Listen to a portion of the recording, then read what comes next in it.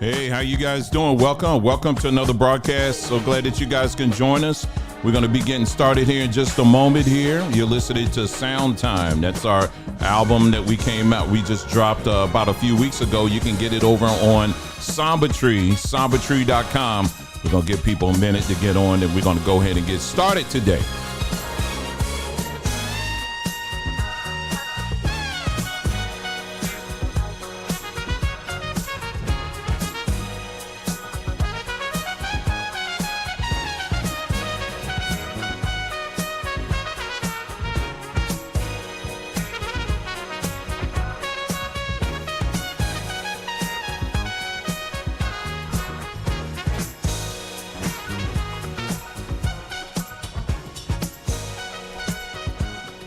All right, thank you again for tuning in. This is our channel right here on Samba Journeys. I'm so glad that you guys can join us today. Hope you guys are having a wonderful day so far. I know I am.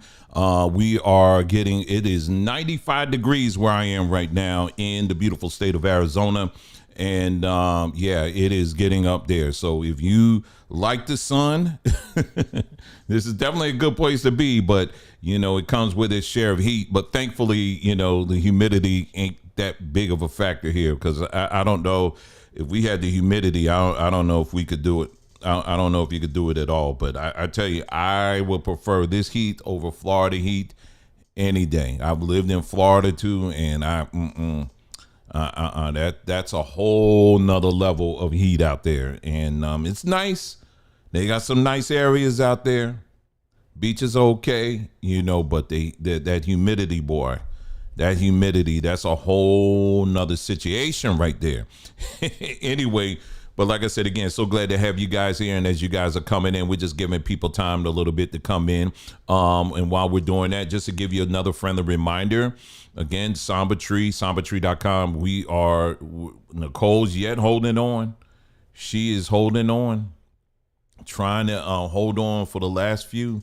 We did the broadcast some time ago. We talked about how we are going to be raising the prices over on SambaTree, and that's not like some kind of sales gimmick or anything like that. No, we ain't got no choice but to, because at a certain point, you're not making anything for real, because again, all of the manufacturers, their prices have gone up, and we have gone through and talked and showed you, and many of you know for yourself, we have consistently tried to do our best to keep prices down for our people and all of that. Now, the prices, when we say it's going to go up, it's not going to go up nowhere near the level of some of these other places out here that sell some of the same things we sell.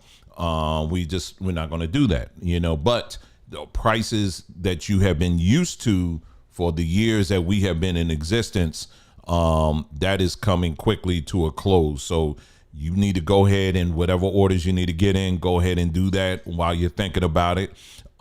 Just wanted to bring your attention to this again.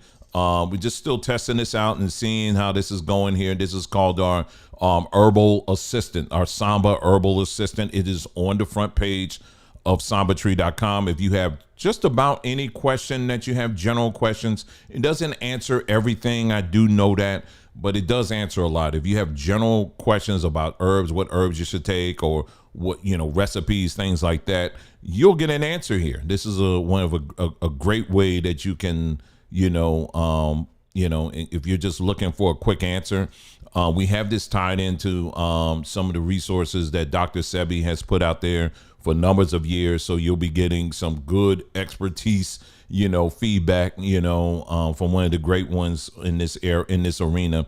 And then it's pulling from some other things I've added to the database as well. But again, so yeah, if you have any questions at all like that, you can definitely check this out. This is on the front page of sambatree.com. And, we want to make this thing into, it's more than just us selling stuff, but really we want to make this into a real resource center where people, that have questions on these different things.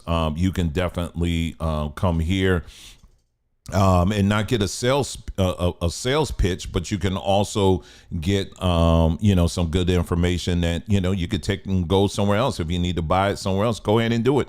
That's perfectly fine. We just want our people to get the help that they need in these very challenging times that we're in right now, because more than ever we have to be our own hospitals, our own doctors, our own medical personnel, the whole nine. And so, yeah, you definitely want to come here and check it out. Again, the website is sambatree.com. We have a whole line of different natural stuff for your skin, your body, your hair, all that kind of great stuff. So check it out here. What was I going to say? Something else here. I forgot. But anyway, the website is sambatree.com. I'll just stop there. All right. Let's see. So, and the other thing I want to mention too is the video that we uploaded yesterday. We told you that we already did. We created a group, on the Threema platform. Now, some of you, for the first time, you may be hearing Threema for the first time. Like, what is Threema? Well, think of WhatsApp, think of Telegram, something along those lines. So Threema is just another messaging service that we are on. And this is a messaging service that we really like because of the, big air quotes, privacy. We didn't really like WhatsApp so much because it's tied to Meta, and then Telegram is tied to, I think, loosely tied to Twitter or X, whatever you want to call it. This one here is kind of off to itself. Not too many people in the regular mainstream talk about it, but it's pretty sizable, and they have a stellar record as far as I'm concerned, the service that they provided for us over time. But anyway, the app itself is $5.99. Sorry about that. Now, what are we doing over there? Again, this is, we created a group over there where we're going to be keeping, to the best of our ability, keeping our people up to date on all of these suddenly dropping people. Okay. I have to talk very cryptic here because I'm on the plantation. So if I have to explain to you what I'm talking about, then it's probably not the group for you. Okay. I'm trying to be as clear as possible. So yeah, this group is going to be talking about the pandemic, just uploading constant information on that, everything from the medical folks and what they're saying about it now, because all of a sudden now, they've gotten the license now to tell the truth, but in the meantime, many of our people have been leaving this earth, so to speak, unexpectedly, suddenly, that kind of thing. So in the group, what are you going to get?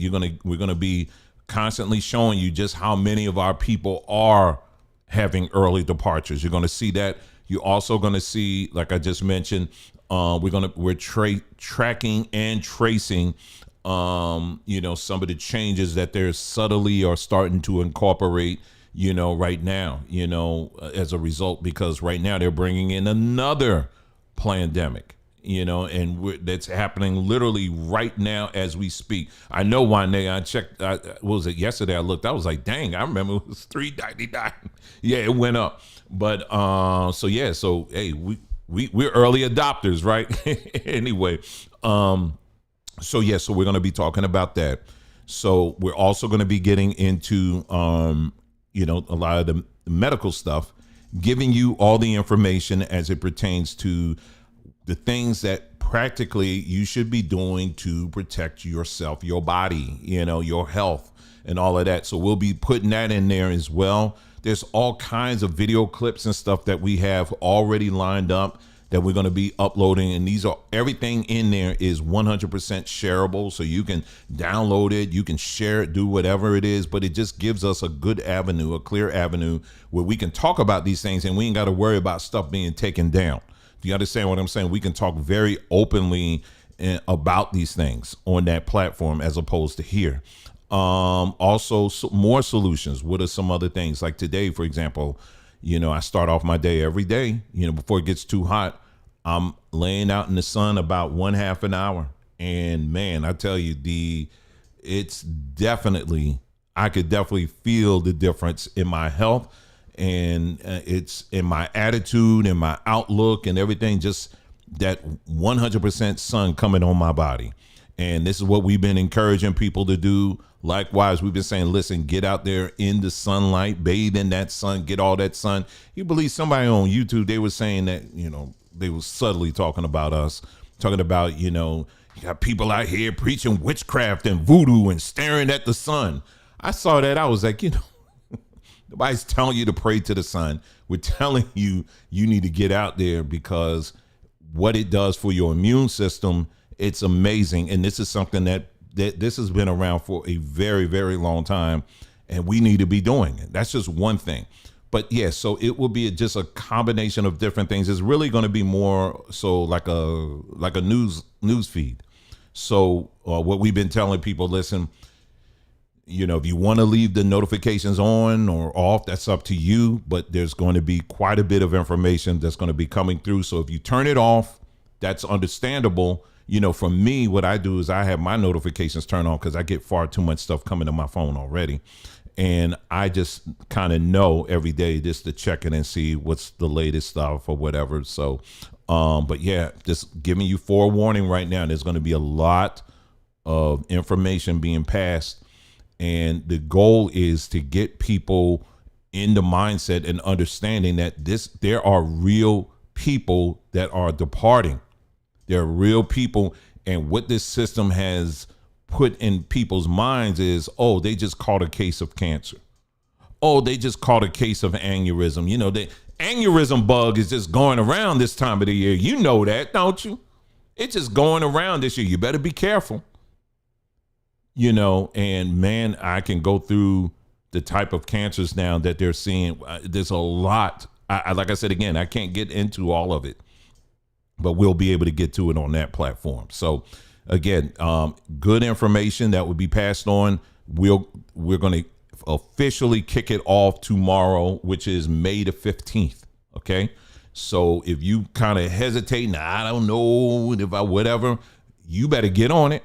You better get on it now. Okay. Because the reason why I'm saying we're going to kick it off on the 15th and you better get on it now is because when I say the 15th, I was telling Nicole, I said, I'm probably going to start posting things midnight, quite honestly, because some of this stuff just can't wait. So what my advice to you is get on this thing. This ain't no money grab. Okay. So don't worry. I ain't getting no hookup with Threema or nothing like that. What you pay to them is what you pay to them. Okay. And that's just a one-time fee. It's not like a monthly thing. Okay. That's just a one-time fee to them. So get on that. Because let's say come Thursday or Friday, and then you want to get on, you can, but all of that information that I posted prior to you getting on, you're not going to see it. That's not of my choosing. It's just how they have it designed. Do you understand what I'm saying? You won't be able to go back now. Every now and then I may do a courtesy reposting of some of those things, but there's already a lot of people already in that already going to be ready for to get their stuff. Someone said the Android version of the app is free. Well, I didn't know that. That's great. If that's the case, then you Android folk better get on that, and then just follow the instructions that I have in that video. Okay. And I walk you through and tell you how exactly you get on, and you'll be added to the group and that's how that's going to go. So again, if you are watching this before May the 15th, don't delay. Get on this thing, okay? Because we'll be able to talk very freely and provide you a whole lot of information on this, not to scare you, not to put you in any kind of fear, but to inform you so that you can be in the mindset you need to be in as they are bringing on actively right now this next phase of this craziness that they're doing, okay? And so we'll be able to talk more freely there. And you'll be able to get that information to your loved ones and everyone else. I even got a couple of books I'm going to be giving away on there. Not books I've written, but I'll tell you, there's a lot. I'm all about just as I get it, I give it to you. I'm all about that. And we'll be passing out a whole lot of information. So you want to be there right at around, like I said, the 15th. I'm thinking starting around midnight my time. Okay. So you need to go ahead and do that. Okay. I'm just saying so that you don't miss it. All right. All right, so let's go ahead and we're going to get into what we're going to be talking about today. Again, big shout out, of course, to everybody that's in the chat. So glad to have you guys with us today. Today, we're going to get into something that I actually shared with the research group that we have not too long ago, looking at we're talking about AI, but specifically, it's going to come from the perspective of how does this tie into us as a people? Why were we brought to this country in the first place? Okay. And hopefully when we get through this on the other side, you'll have a very clear understanding, and it will change your perspective in such a way that it will hopefully prompt you to start doing things and thinking a little bit different. If you are someone that's out here that's still begging, pleading, hoping and wishing that an elected official is going to one day going to do right and going to say, I'm going to bless these Negroes for what they've done, then I'm sorry to report that you'll be going to your grave with a hope and a wish. And that's about it. Yesterday, believe it or not, I was on TikTok and I saw, again, these are Hebrews now. Y'all just be telling on yourselves. I mean, and it's funny that when I repost this stuff, then I'll see someone say, well, they're not a real Hebrew. And I'm not even looking for this. I guess the algorithm says we just gonna keep feeding this. I'm not subscribed to any of these people, but it just keeps coming up. I was looking at a post yesterday. They had a post. It was an image of, I don't know what there was. I don't know if they were sitting on their bed. I don't know what it was. But then they had like an animated GIF that was kind of on the bottom of Putin, Vladimir Putin. Like he was like doing the dance, and they were like, and then they had a scripture and they were talking about how the God is going to bless him for unlocking and releasing the paintings. That the world is finally seeing, they're finding out the truth. I'm trying to tell y'all, people don't want to see it. They don't want to see, they don't want to acknowledge this stuff, but I just can't. I just can't. I just can't. I just can't. Anyway, what I can do, however, is we're going to start this thing off right. So what we're going to do is I want to play for you. Nicole said I actually played this video for y'all before. I remember playing it for the, for the research group, but I didn't think I played it for the general YouTube page. So, but I am going to play it again for the research. I'm going to play it for y'all again here. The clip is about a minute and change. Okay. So let me go ahead and pull this video up here. Now, this is Larry Fink. He is the CEO of BlackRock. All right. And we're going to be talking about a great deal of things on this broadcast here. All right. So, make sure if you don't have time to watch the whole thing today, that's understandable. Just make sure you come on back and you watch the rest of it. OK, because this one right here is going to be, it's going to be very, it's going to be pretty important. Pretty important. Okay, I'm trying to get it up here. All right, so this is Larry Fink. This is the CEO of BlackRock. Now, why is it important? Why should we be hearing what he has to say? Because his company, for the most part, is pretty much invested in everything. Everything around us, they're, for the most part, every business, every venture, BlackRock's got their hands on it. And so you best be listening to what this man have to say. I'm not telling you to worship him. I'm just saying you need to pay attention. All right. So let's take a listen here, and then we're going to go ahead and start turning the oven on a little bit. Okay, let's go. I could argue in the developed countries, the big winners are countries that have shrinking populations. Okay, that's something that most people never talked about.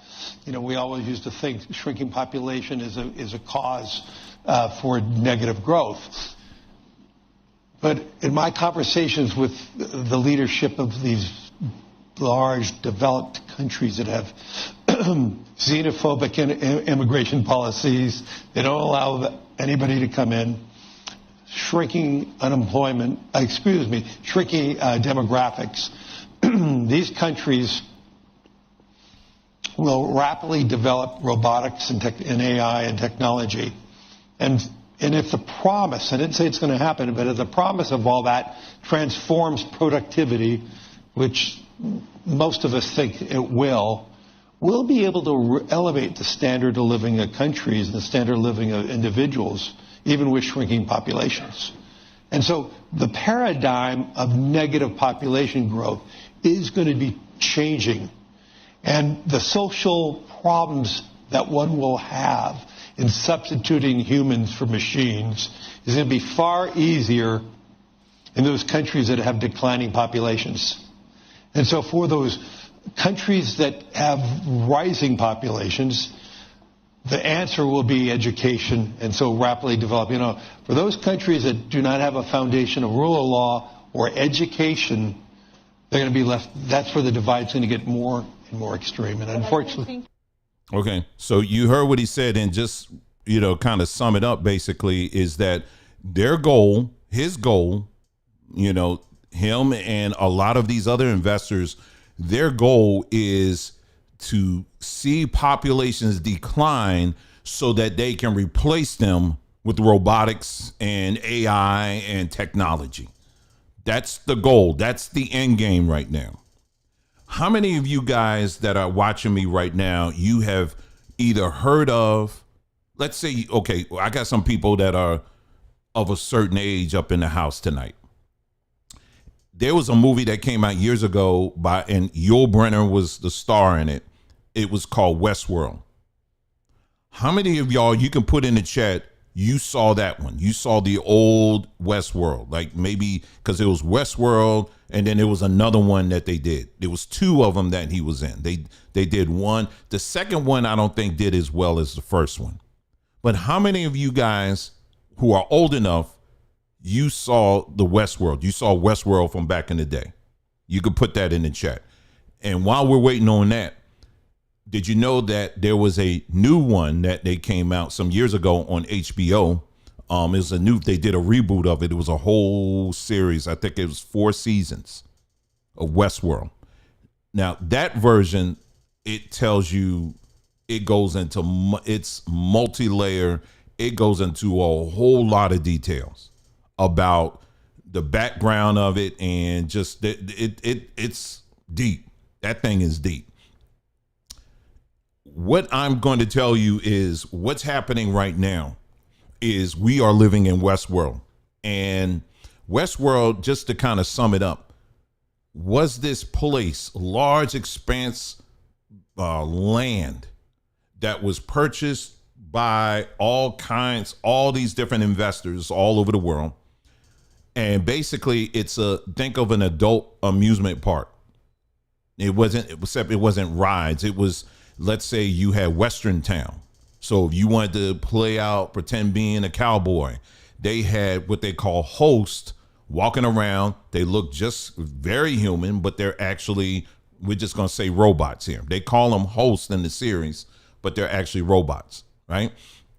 So if you into the Western stuff, they got a thing like that, and you can just go and act out however you want to act out.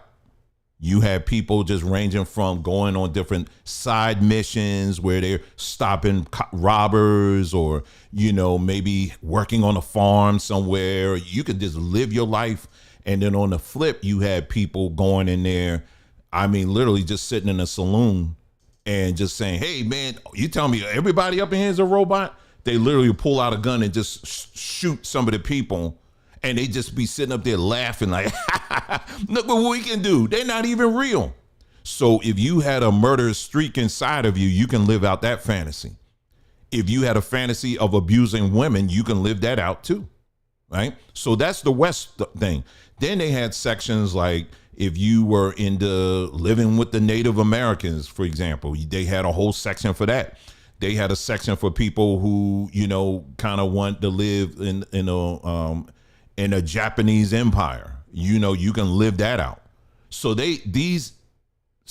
just expansive, massive amount of land these investors bought, where they built all these little areas where you can just live out these different fantasies, right? And but the people, the robots they had there, like I said, they look just like human. They do whatever, whatever, right?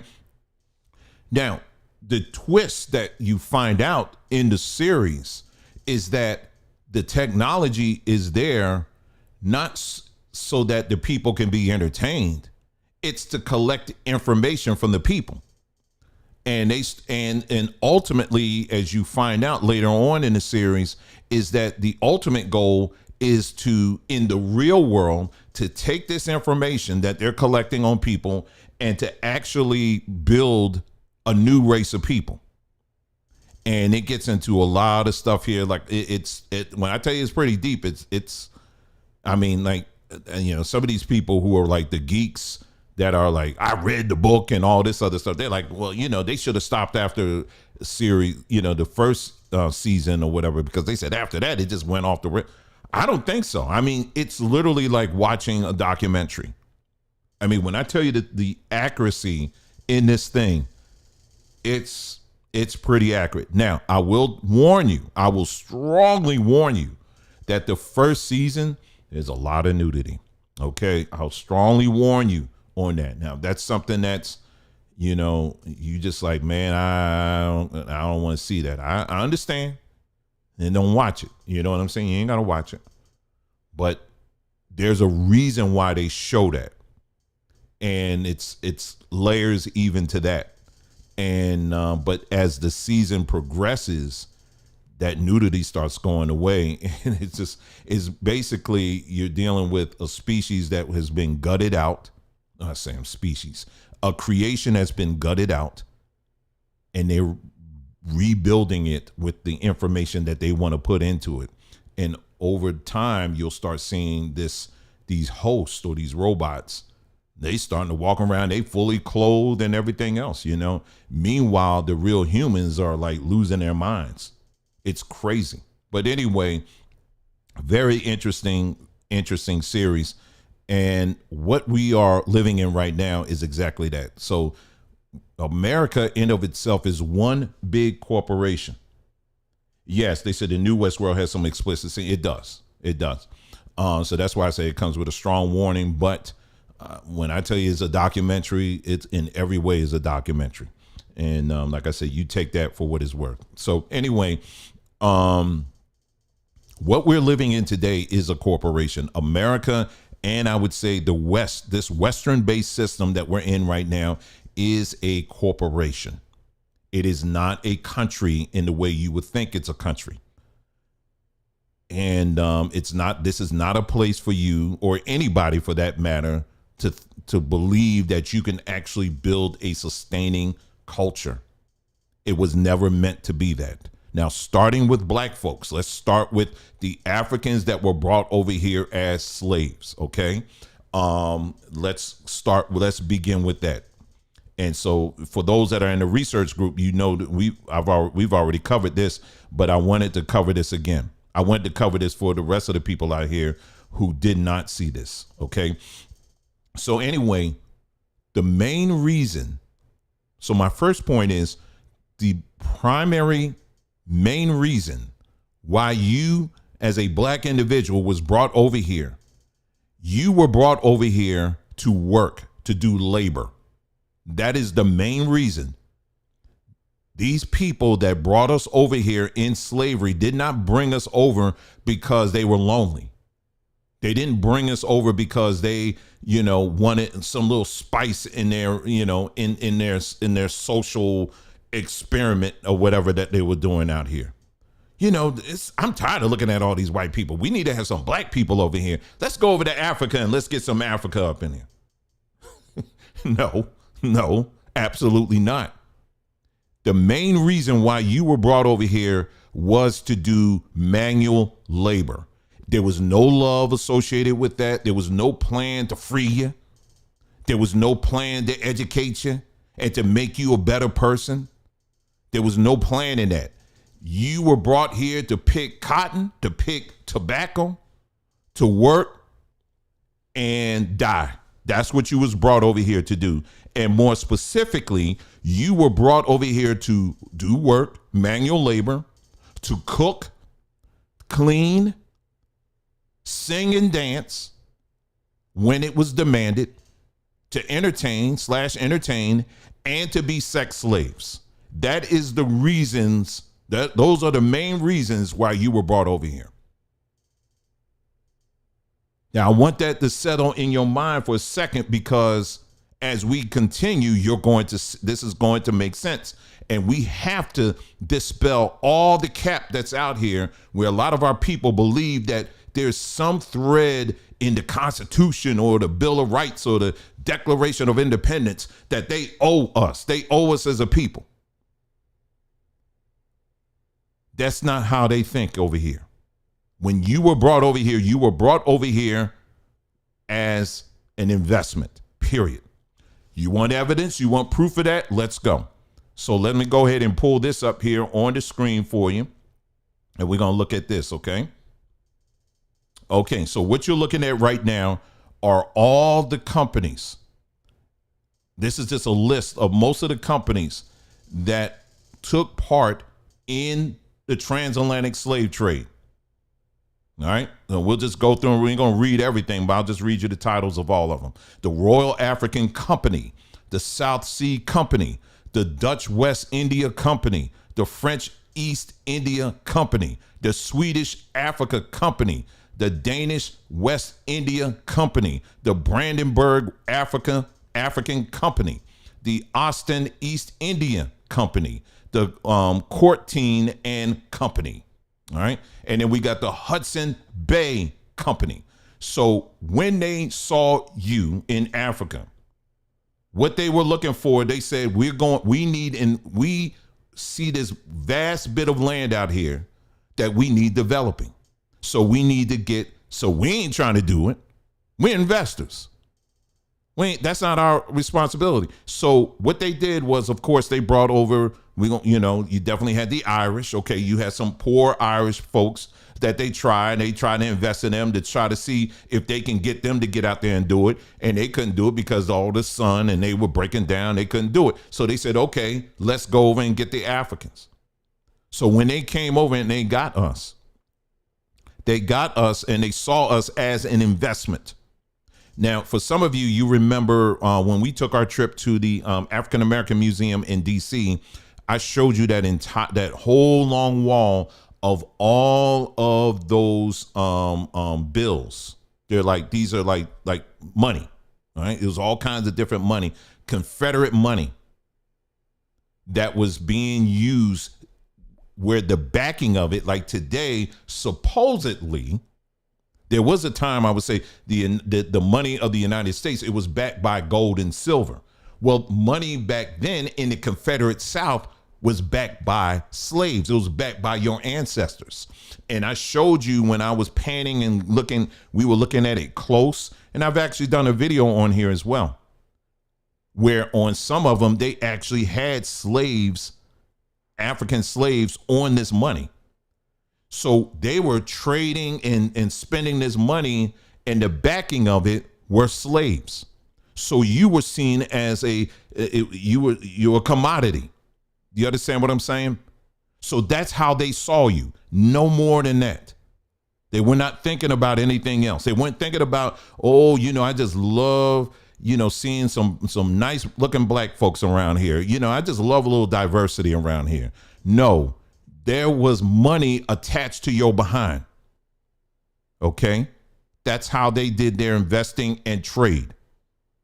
All right? And then we talked about this one individual here. One of the people, hold on, let me get it up here. This guy here, let's see. Give me a moment. I should have had this up already. I have a slide for it, but I can't. Let's see. His name was, let's see.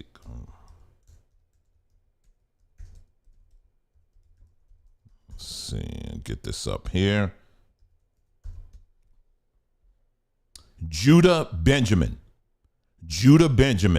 This guy here, he was actually the guy who was one of the main people responsible for establishing the banking system of the Confederate South. Okay, this is the guy right here. His name is Judah Benjamin. All right, you definitely want to read up more on him. We did a video on him already. Judah Benjamin. This is one of the monies right here. They put him on it. And by his name, I think you can figure out who he is. So when I hear these people talk about they know what we've been through, that's a bunch of you know what. Because these people were leading the way to monetize your ancestors.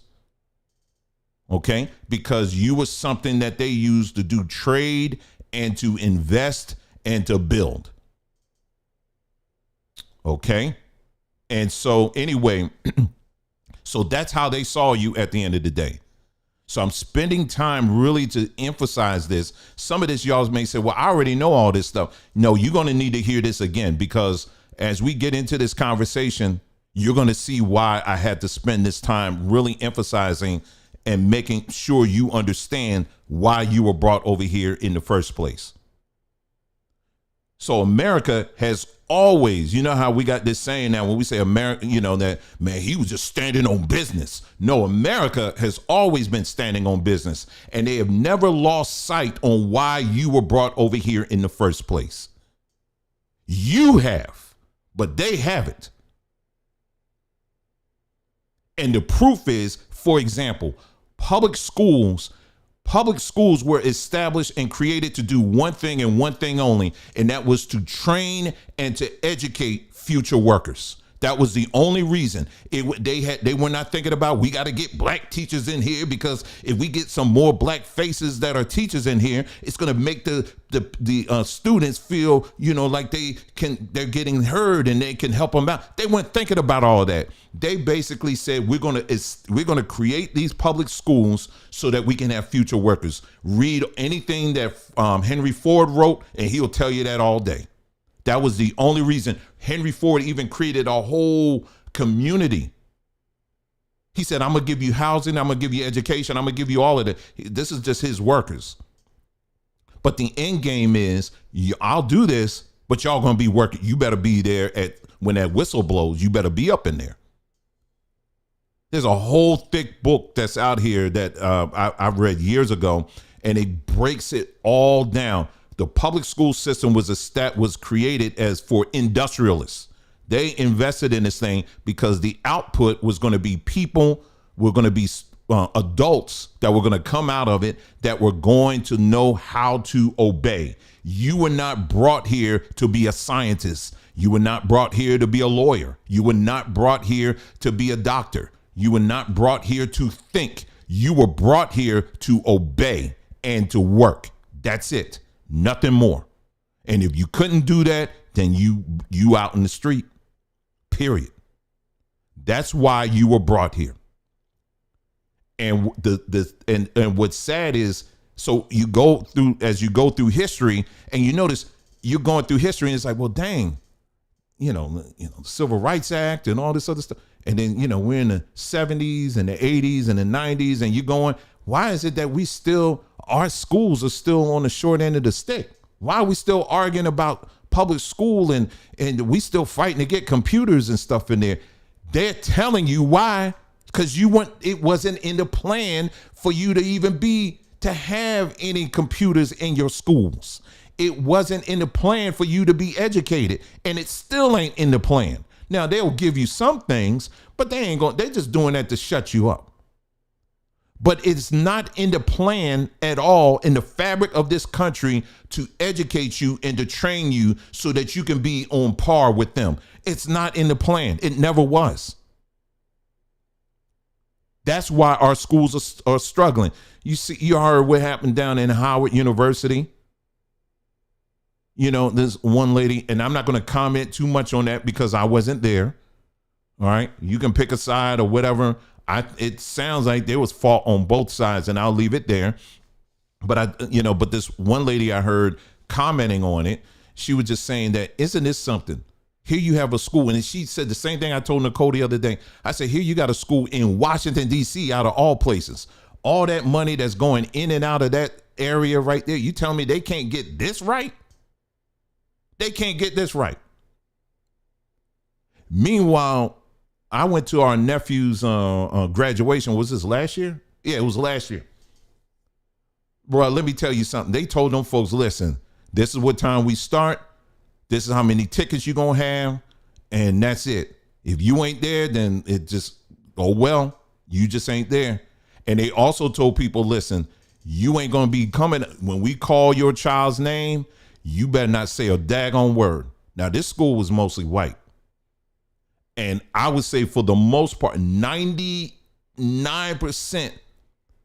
folks just did exactly what they did. There was a couple of times when someone was like, yee, you know, whatever. But everybody else was looking at them like, yo, keep it down. And this is all the way up in New Jersey. This wasn't in D.C. But they ain't struggling. This school wasn't even struggling. Everybody's on one accord. Everybody's doing that. We in D.C. All that money flowing in and out of D.C. All them politicians and investors and stuff going in and out. And school's still struggling. They can't. I was like, how is it that you in D.C. and y'all got limited space? Out of any school, y'all should have unlimited space. Well, Dwayne, there's other factors. I'm sure there is. Like I said again, I don't attend a school. I got a nephew that goes there, but I don't. Like I said again, I can't comment on all the details of it, but I'm just looking at it from a far distance and like, why are schools like Howard and I just heard something about FAMU, something going on down there. These HBCU schools, why is it that HBCU schools are still struggling in 2024? Well, let me answer that for you.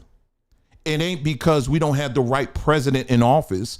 It's not because, well, they ain't signed this bill. It's because you are not part of the ultimate plan. The United States is a corporation. It is an Inc. incorporation in Delaware. If you can look it up, it is a corporation. The United States is a corporation. All right. I don't know how many ways I can say that to you. It's a corporation. This ain't me just saying this. It's a corporation. It's a business. And you were brought in only to obey and sit and stand, entertain, and that's it. That's why you were brought in. That's it. So this whole notion that we have that somehow we can sit up here and we can we got FBA culture here, and we got our own culture here. You can live in that fantasy world all you want, but that ain't going nowhere. You understand what I'm saying? It's like this. I want you to think like this. It's almost like trying to build a culture in a shopping mall. How the heck is that even possible? How the heck is that even possible? That's impossible. You can't build a culture in a shopping mall. Let me see if I can pull this up right quick for you, because I think I have some of the slides I showed for the research group. Let me see here. Let me pull this up here, because I want you to really start seeing things. And we're going to get into the AI. All of this is going to lead up to the AI stuff. Shoot. Okay, hold on. Let me see. Let's see if I can open recents. Okay, yeah, I do. Okay, good. Okay. All right. Let me show you some of these. This is something I did a while back. Keynote. There we go. So when you look at America, just like what we were talking about Westworld and how you had all these different investors in there, America is just like this. What you see on the screen, you got all these different companies and all that stuff, right? These are all investors in their dream. When they say the American dream, it's their dream. It ain't your dream. Okay, it's their dream. So this is how you're to see America. And then these other pictures that you see around here, it's our people trying to figure out and trying to create a base camp of culture in this space here. That's impossible. That's why when we're trying to do this stuff, we come out looking like fools and idiots. One day we're Indians. Next day we're Hebrews. Next day we're Moors. The next day we're this, because you're trying to figure out, how can I establish a culture within all of this stuff right here? You can't. And this is why typically we come out looking like a bunch of fools and idiots. That's exactly why we look like this. I'm trying to see if I had anything else here. So the way these people think, each demographic is pretty much, think of, for some of you who have some familiarity with Bitcoin, you got all types of coins, or better yet, you can think of a stock market. You got different stocks, right? Each stock, some stocks you invest in a lot, some you invest in a little, whatever. A good strategist, a person that really knows how to invest, they're not going to just say, I'm going to put $20, I'm going to buy 300 shares of McDonald's. But they're also going to invest in, what does McDonald's, what do they need? They need access to beef. So let me find their suppliers and also invest in their suppliers. Okay, so I'm investing in beef. I'm going to invest in Idaho. What are the top suppliers of potatoes? Let me invest in them. Where did they get their bread from? Let me invest in them. So when you are a true investor for the long haul, that's how you're looking. You're looking at the whole picture. You're not just looking at a little slice. You're looking at the whole picture. Well, what they do when it comes to people, it's no different. When they look at you, just like they looked at you as a commodity, they're not just investing in black people, but they're also investing in everything that involves black people. That means food, that means housing, that means shelter, or whatever. That means whatever it is that black people, they want black people to, that encompasses what we do on a daily basis. That's what they're going to invest in. So their end result is the dream that they have for black people, that's what they're aiming for. So if they want black folks to be, let's say, just in a state of perpetual dumbness, well, guess what they're going to invest in? Do you really think they're going to invest in healthy lunches? Do you think they're going to invest in organic fruits and vegetables for you? No. They're going to invest in the most cheapest experimental bullcrap that they can give you, where they have scientifically proven that the more you consume this, the dumber you get. And that's exactly what you're seeing here. We go to the shopping market, we go to the supermarket, and we complain. And why is it that they got all this junk here in the food deserts? Because the investors have already decided that this is where we want you to be. You're not in the plan for having healthy foods and stuff like that. We invest that in the other section of town. The part of town that where the where the shake machines and the ice cream machines work, right? And there's a bunch of Whole Foods all over the place. That's where we're investing in. But in your part of town, you get what you get. You understand what I'm saying? So think of these different demographics as investments. So black people are their one investment. It's an investment. White people are an investment. Asian people, they're a specific investment. Hispanic people, they're a specific investment. So think of all of these different individuals that were just shares in their portfolio of investments. That's how they think. And like I said, again, I gave you the example. I literally just gave you the example because how they view black people as a share. You are investment. Do you understand what I'm saying? That's how they think. So they didn't stop with just black people. They looking at everybody else too. Black people, a lot of times we like to say black people, we're the prototype. We were the blueprint. You're absolutely right. We are the blueprint. We were and are the blueprint for a greater society that they have envisioned this rest of this world to be, is in a society full of slaves where everybody is operating like a slave. Everybody. It ain't just black people. See, a lot of times we just talk about our stuff. But when you look at society as a whole, you got white people struggling, you got Asian people struggling, everybody's struggling.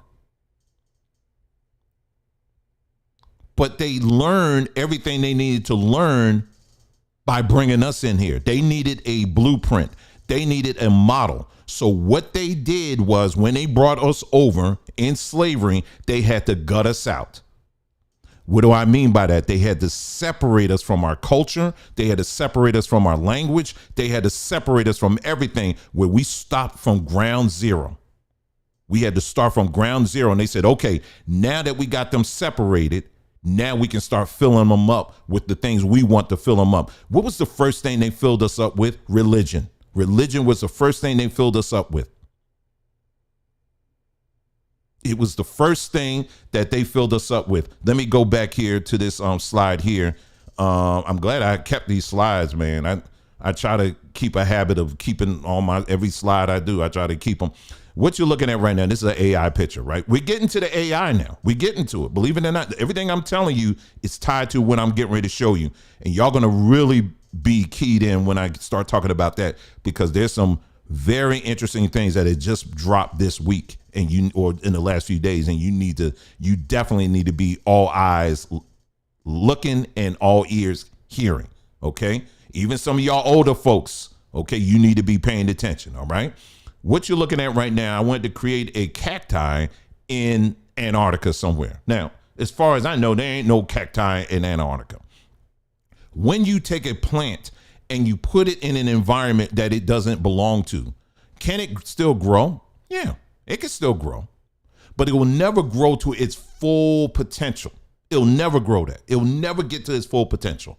It will still grow, but it will never get to its full potential. Well, people are the same way. When we were removed from our original environment, are we able to grow and work and do things here? Yeah, we're able to do most of those things. But there's a lot of other things that are intangible that a lot of, we can't do. We have lost connection.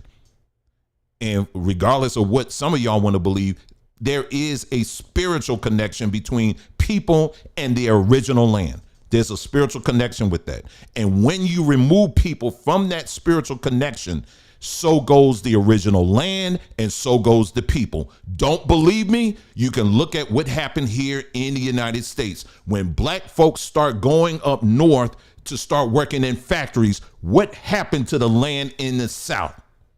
A lot of it got sold, didn't it? We lost a lot of it, didn't it? Same thing when you see what's going in Africa. You take away the people, all of a sudden what happens? The land starts going south. So there's a spiritual connection between the people and the land. So can we survive in other places? Absolutely. If I was to say to my wife today, I know she roll her eyes at me. I said, you know what? I think we need to move to Iceland. Could we survive up there? Yes. But there are certain things I will not be able to accomplish, heights I will not be able to reach, because I'm in a place that's not my original place. It's not. One of the tangible things that you can see is, for example, vitamin D. Who are our demographic, black folks, when it comes to vitamin D, we are at the lowest in most cases. I'm talking about here in the United States. Why is that? It's because, again, we are in a climate where we don't get as much sunlight as we did when we were in our original land. So our vitamin D tends to be on a lower scale. This is why we be telling people all the time on this platform, listen, you need to be out in the sun as much as possible to try to make some of that up. Do you understand what I'm saying? So that's a tangible thing to tell you. When you're separated, that's it. And so this is what these people needed to do.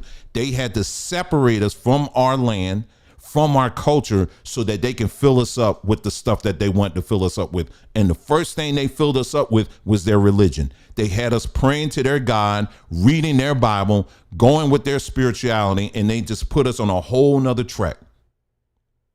This is why churches today are still just as ineffective then as they are now. Now, churches were able to do some things on a community level or whatever. And, to the most part, they was able to help us get through some things or whatever. But the powerhouse that was promised in the Bible, you will never, ever, ever, ever, ever see it happen in our culture. You'll never see it. Because why? That wasn't ours to begin with. And you can lie to yourself all you want and try to say, well, they got some things wrong. Well, we had the wrong translation. You can't show me one time where we fulfilled and manifested everything that was given, that was provided to us in their book. You can't point to that. You can't. Now the people, and I'm going a little bit deeper than what I wanted to do on this, but the people who were one of the main people that was involved in this slave trade, we've already talked about them, didn't we? You remember now, I'm on the plantation, so I can't say but so much. But one of their beliefs, one of the things they believed in is, now you're getting into what's this Jewish mysticism. All right. I'm going to read to you what you see on the screen right now. This is referred to as a golem. All right. I want to read to you what this is. All right. A golem is a creature formed out of a lifeless substance such as dust or the earth that is brought to life by ritual incantations and sequences of Hebrew letters. The golem, brought into being by a human creator, becomes a helper, a companion, or a rescuer of an imperiled Jewish community. Now, you may be reading this and looking at these pictures that's on the screen right now. You may say, well, dang, that reminds me kind of Frankenstein. Exactly. This whole Frankenstein story, Frankenstein. Okay. I mean, how much more hint, clue, suggestion you need on that one? But it was based off of this. This is where it comes from. And when these individuals that were major participants in this slave trade, this is how they saw you. You were seen as a golem. And one of the ways one of the tools that they used for their incantations was alcohol. You remember we talked about this. We have a whole video that we did on, it's called Liquor, White Women, and the Black Man. Remember we talked about this. And we talked about how they use this stuff to target black men. I don't have to go through all of that.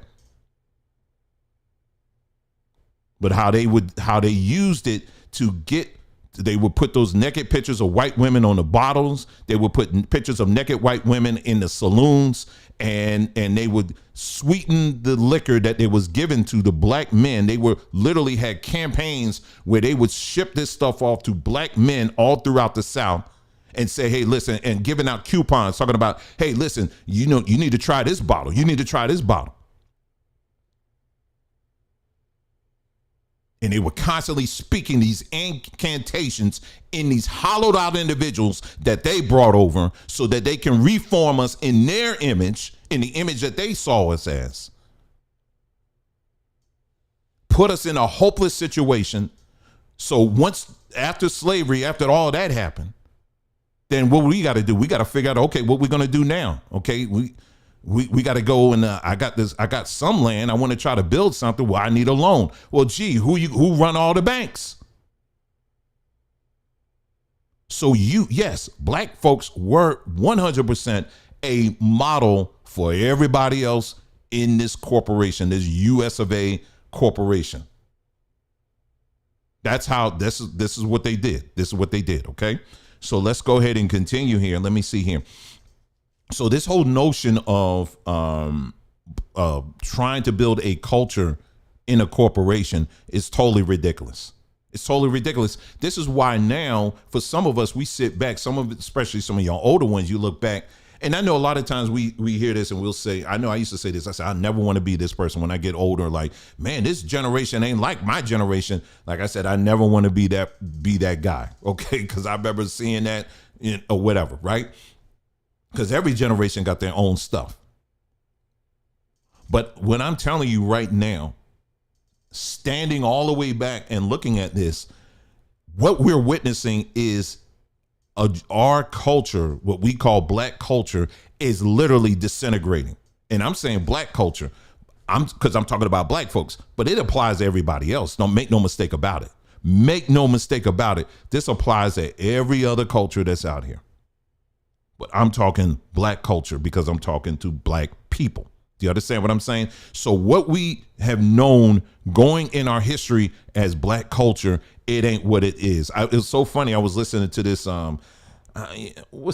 Kendrick whatever isn't Lamar, I don't know the dude, and Drake, they were going in on each other, debating. These are two rappers or whatever, cracking on each other and threatening each other and all this other stuff. And then some older rapper said, I didn't like that because it just gives, it just makes the whole rap community, it gives us a whole bad name. I'm like, bro, the rap community the hip hop community had a bad name. Don't blame these two because they just small parts in a much bigger picture. But hip hop culture, that's a little bit different, but I'm talking just strictly what we will say black culture here in the United States. That's what I'm talking about. What we would call black culture here, it is slowly going away. And I have to be honest with you, it's not coming back.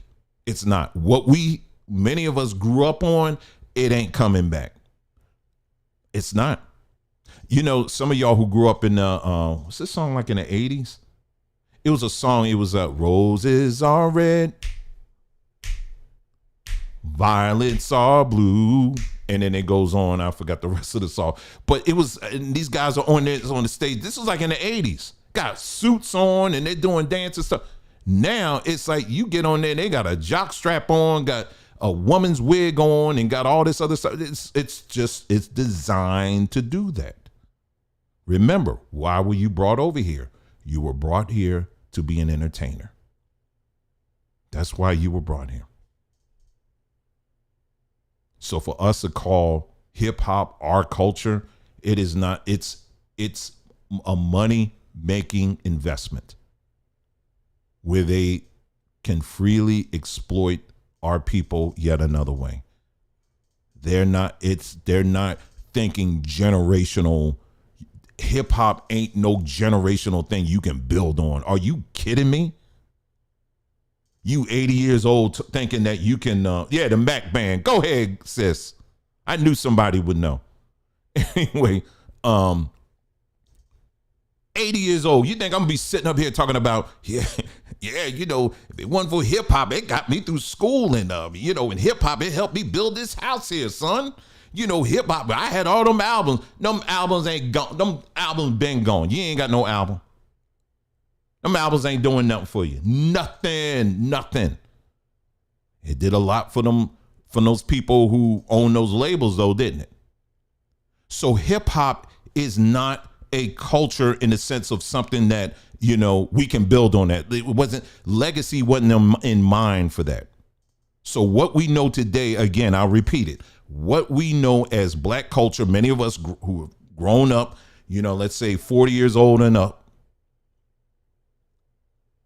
what you knew growing up, hearing your parents talk about the different things and stuff. I still think about sometime I would go to my, it was a while back. I went to my, this is my wife's family in Philadelphia, her aunt. And she still got, this woman about, if she ain't in her early 90s, she's in her late 80s. Looks very good. She still got some of y'all. I'm gonna take y'all back. You remember some of y'all, they had the TV. It was a color TV, and then built in, it was like a big, like a table, and it was a color TV, and then you had on one side you had the album record player, and then on the other side you had the radio, like the stereo. It was a whole big unit. And, you would lift it up, the top was all wood, right? And so if you went to hear the records, you would lift up that wood part, and then the record player was right there. And then, they had all the albums stuffed in there. And on the other side, they had the radio, the stereo. And we went over there. I was like, we walked by it. I asked her, I said, can you turn that on? She said, I got some old albums. You want to hear it? And I said, yeah, let me hear. She put that thing on. I was like, that thing still sound good. That thing still sound good. I was like, man, I just remember stereos back then. Them things sound good, man. You know what I mean? So good memories all around. And then, she had photo albums and stuff. She telling us all this stuff, right? And so, but what we know today, so all that where you got your auntie and them, they got all them stacks and stacks of photo albums. Even my mom, she still got a lot of photos and stuff that was taken back in the past. Well, guess where all of our most of our memories of our people today, well, guess where they are right now? They're not in photo albums. Well, they are in photo albums, but they're in photo albums on our phones, digital. Well, guess who owns all those pictures? It ain't you. It's the companies that give you service. Did you know that? They are free to take this information and then they can do whatever the heck they want with it. But I checked it off and told them don't do it. It don't matter. This is the internet. This is the Wild Wild West. Where I can go to my mom's house today and she got books and books and books of pictures that they'll never see on online because she ain't scanned all of them. I think there was some maybe she was sharing with us, but other than that, not all of them. And I'm saying, please don't scan anymore. But that's ownership. That's legacy. Do you understand what I'm saying? That's legacy that they can't say that they own. We own that. So slowly but surely what's happening, you're seeing your culture just, it's disseminating. But it's not just us. In Japan, I just heard recently, they're begging folks to come over there because their population, their older population, they're gone. They're going. The young people are like, man, I'm out of here. Let me get up out of here because Japan is dying. That's how they're thinking right now. And meanwhile, you got people like Larry Fink. He doing the hand rub. Talk about, yeah, that's exactly what we want because we want to replace these folks with some of our robots and stuff like that. You know what I mean? That's where this stuff is heading right now. So who are the new? So again, anybody they bring over here, because like, you know how, and this is the last point, then we're going to get into the AI part. So anytime when you hear people talking about, well, these immigrants, they coming all over here now. See, they're trying to replace us. You're doggone right. They're trying to replace you because this system there's still parts of this system that still requires manual labor.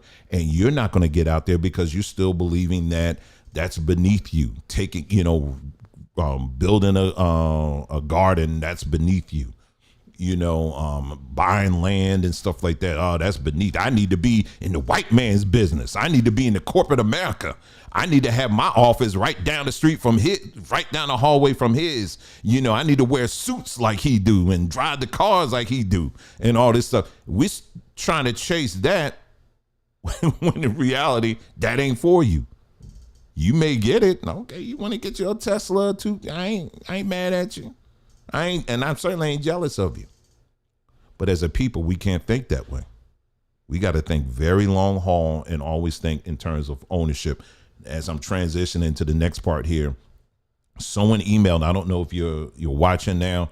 I'll get if I can find that email where my wife told me, she said, someone asked me about what my thoughts were. And I shared this before on, someone said, what do you think about community living? Meaning that if I get together with some other people, other brothers and sisters or whatever, what do you think about that? Us getting together and buying land? I'm like, absolutely. I think that's a good idea. Now. Okay. A couple of things I would say that you really need to think about. Number one, make sure these are people that you have a very long history with, a very long history. I ain't talking about a couple of months. I'm talking about years. Okay. You need to make sure that you have some serious history with these individuals and that in those years they have proven themselves to be, their character has matched exactly what's coming out of their mouth. That's number one. Number two, if this is a community you're trying to build and religion is the centerpiece, you better get on the first thing smoking and get up out of there. You don't have nothing to do with being in a community that the centerpiece of it is religion. Well, we all believe in this. Okay. Because I'm going to tell you right now, that thing's going to come right back and bite you so hard. I'm telling you, you do not want to have anything at all to do with that. Okay. So that's my 2 cents. Since somebody asked, I figured I'd answer it while I was thinking about it. Okay. So now let me go to talking about this whole AI stuff here. All right. And how this ties into literally everything that I was just sharing with you. All right. And this is the part here that I want you to pay attention to the whole thing, but definitely pay attention to this part here. Okay. So let me go to this page here. All right. So ChatGPT, I know many of you have heard of it before. Okay. It's basically a way of, for now, it's a technology that basically thinks like a human. It's artificial intelligence. Okay. ChatGPT is, for now, for regular folks like you and I, it's a tool that you can use primarily, like if you are trying to put together a research paper, if you're a programmer and you're looking to, let's say, build some code for something, maybe you're looking to build a website or something like that, it will help you to do that. And we're going to give some more examples of that in a minute here.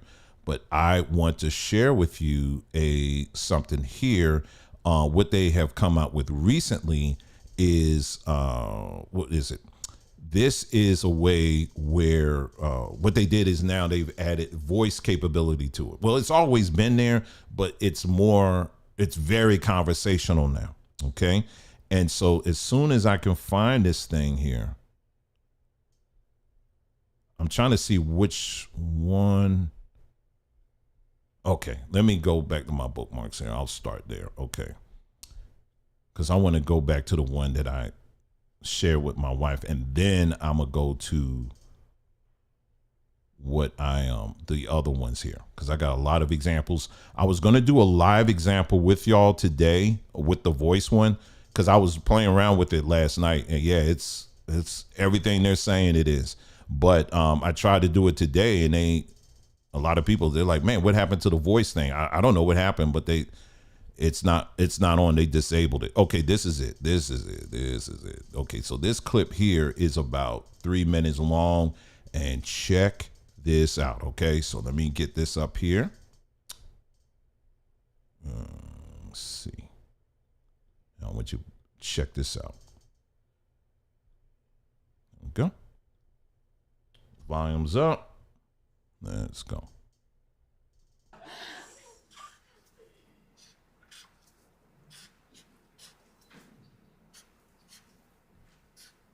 Now, in case you can't see, okay, sorry. So in case you can't see, he's writing a math problem on a piece of paper. Okay. So, and now he's chatting with ChatGPT. ChatGPT, what equation did I write down there? Ah, I see it now. You wrote down 3x plus 1 equals 4. Yep, exactly. So what's the first step I should take to try to solve this? The first step is to get all the terms with x on one side and the constants on the other side. So what do you think we should do with that plus 1? Okay, I'm going to try to subtract 1 from both sides, and then I'll see what I get. Great idea. Perfect. Now, what do you get when you subtract 1 from both sides?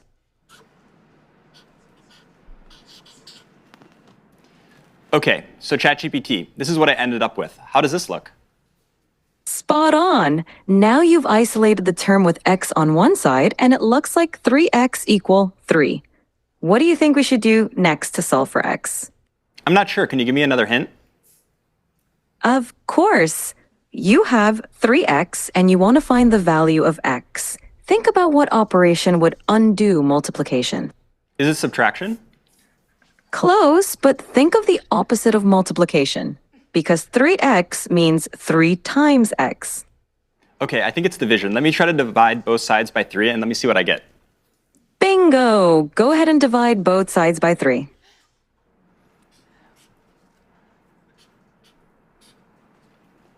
Okay, so ChatGPT, this is what I ended up with. How does this look? It looks perfect. You've solved it, and x equals 1. Nicely done. How do you feel about solving linear equations now? Yeah, honestly, I'm not pretty confident I can solve linear equations, but why would you ever need to use this in the real world? I'm really skeptical. That's a fair question. Linear equations pop up in a lot of everyday situations, even if we don't realize it. For example, calculating expenses, planning travel, cooking, and even in business for profit and loss calculations. It's basically a way to solve problems where you need to find an unknown value. Plus, wow, okay. I have a lot of unknown values in my life. I'm totally convinced I'm going to learn math now. I love that attitude. Math can definitely help solve some of life's mysteries. Whenever you're ready to dive into more math, I'm here for you. Anything else you'd like to tackle today? So ChatGPT, I really love that you taught the value of math to my friend Mark. And I wrote one last thing I'd love if you could take a look at. Of course. I'd love to see what you wrote. Show it to me whenever you're ready. Okay, so this is what I wrote down. What do you see?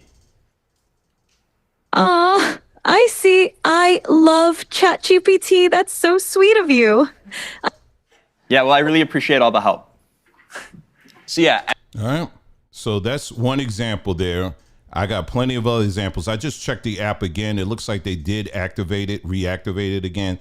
So yeah, I probably will be able to, show you we could do some real live examples just like what they just did just now. And let me get another one here. Okay.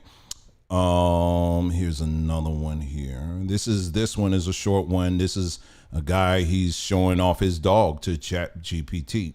And we're gonna chat about this stuff too, okay? I'm just showing you some of the things here, and then we're gonna talk about it, okay? And what the real world impacts are. I want to introduce you to somebody. Well, hello there, cutie.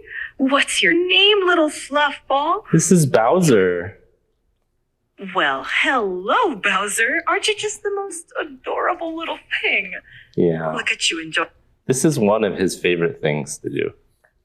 Oh, well, I can see why. Look at that focus. Fetching balls is serious business for Bowser. I want to. Okay, that's one there. Okay, let me see what this one is. I don't know what this one is. Sorry. Mark. So one of the key capabilities we're really excited to share with you today is real-time conversational speech. Let's just get a demo fired up. So I'm taking out a phone. If you are wondering about this wire, it's so we have consistent internet. And if you see, there's this little icon on the bottom right of the ChatGPT app, and this will open up GPT-4o's audio capabilities. Hey, ChatGPT, I'm Mark. How are you? Oh, Mark. I'm doing great. Thanks for asking. How about you? Hey, so I'm on stage right now. I'm doing a live demo, and frankly, I'm feeling a little bit nervous. Can you help me calm my nerves a little bit? Oh, you're doing a live demo right now? That's awesome. Just take a deep breath. And remember, you're the expert here. I like that suggestion. Let me try a couple deep breaths. Can you give me feedback on my breaths? Okay, here I go. Whoa, slow down a bit there. Mark, you're not a vacuum cleaner. Breathe in for a count of 4. Okay, let me try again. So I'm gonna breathe in deeply, and then breathe out. For 4, and then exhale slowly. Okay, I'll try again. Breathing in, and breathe out. That's it. How do you feel? I feel a lot better. Thank you so much. So, Mark, you've been working on these capabilities for a while now. Can you tell us a bit? Okay, so I just gave you just like a few quick examples here. Let me see if they had, there was one other one here. Let's see. I'm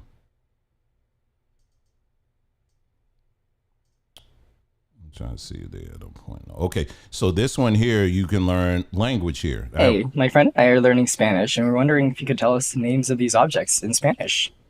Hola, por supuesto. Cool. What are these objects in Spanish? The objects you're showing are una manzana and un plátano in Spanish. Nice fruit choice. Cool. What about these? Those are dos polígrafos, or dos plumas in Spanish. One is red. Nice. What about this? That adorable stuffed animal is un oso de peluche in Spanish. Looks like it's ready for some hugs. Hey, my friend. All right. So yeah, I just wanted to show you just a few examples there, and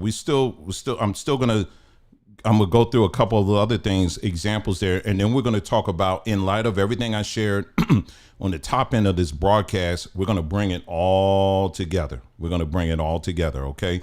So let me see, because I actually wrote some things down here. Let me see where is it?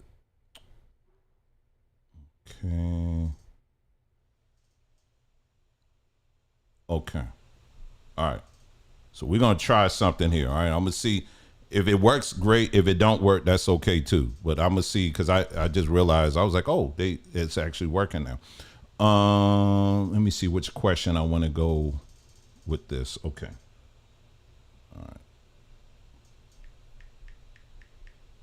All right. So you can't really see, but you can't really see it. It's all white screen there. But all right, so we're going to try it right now, and hopefully you guys will be able to hear it. Okay, so let me see what my question is.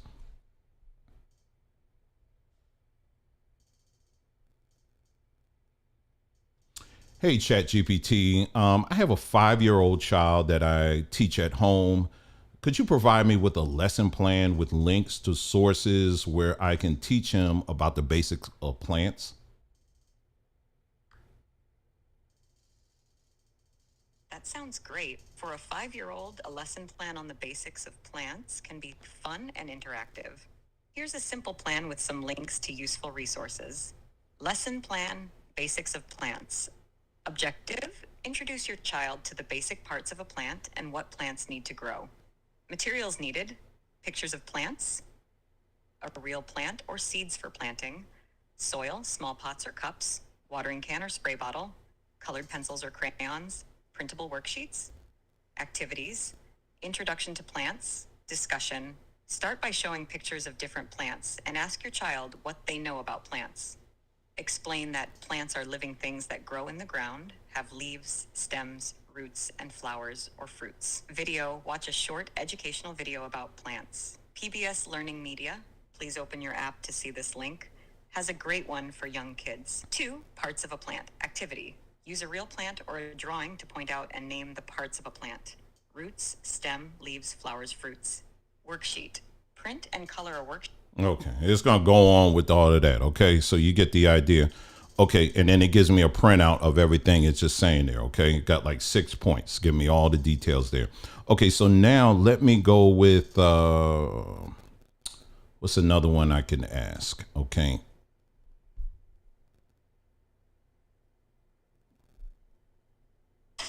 Hey, ChatGPT, my family and I, we are very excited. We were actually looking into moving to Costa Rica. We've heard so many good things about it. And, but only experience we have is living in the United States. Do you think that's a good idea? And if so, what are some of the things we should do to prepare for such a move?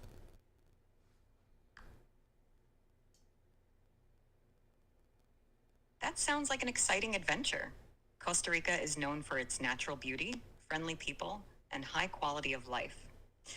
Moving there can be a great idea, but it's important to prepare well. Here are some tips to help you get started. 1, research and visit. Visit first. If possible, visit Costa Rica to get a feel for the different regions and decide where you might want to live. Each area has its own climate, lifestyle, and amenities. Research. Look into aspects like cost of living, healthcare, schools if you have kids, and local customs. Legalities and paperwork, residency. Okay. Research the types of... So it's going to go through all of that, as you can see, and it gives you a list here. Okay, now let's have a little bit of fun here with this. Okay, got one more thing I'm gonna do on this, and then we're going to actually talk about the implications as it pertains to us as a people. The whole nine. We're going to get into that. Okay, so let me try this one. All right.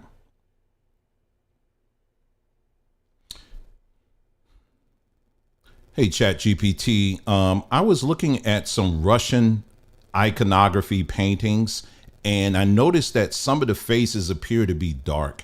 Does it mean that they were actually black people, like Africans or, African American type people, or is it something else? Could you explain that for me?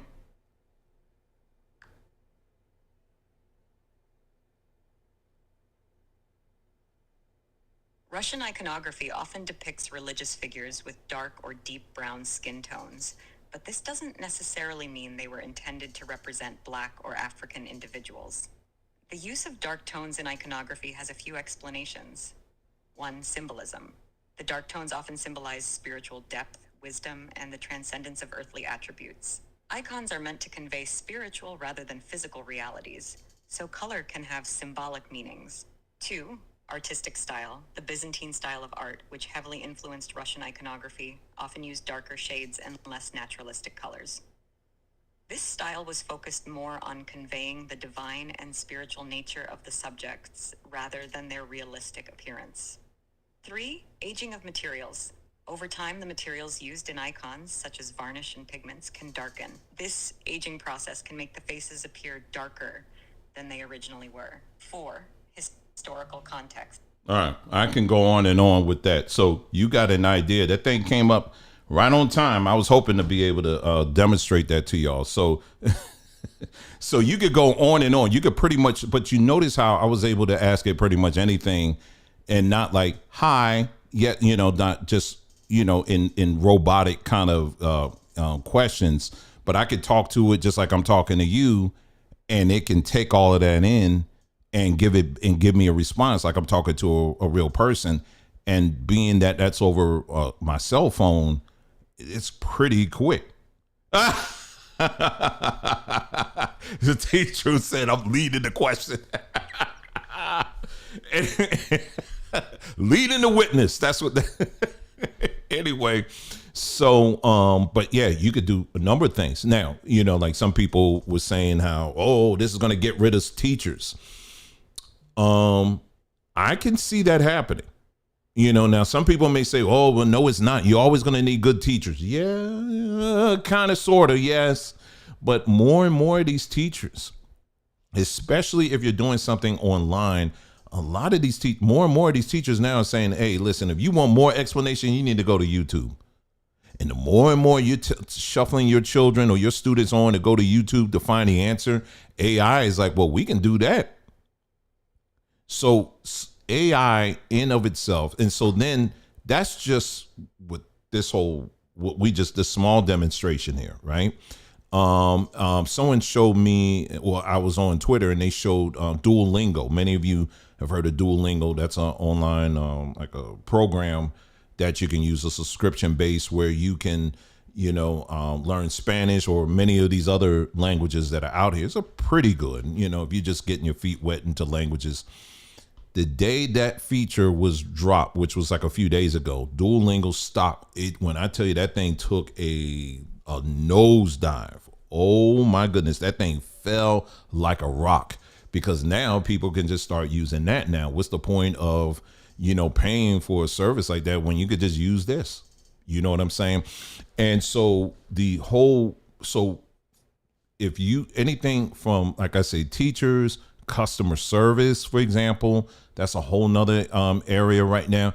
Many of you, let's say if you had to call, I really don't like calling customer service, in my opinion.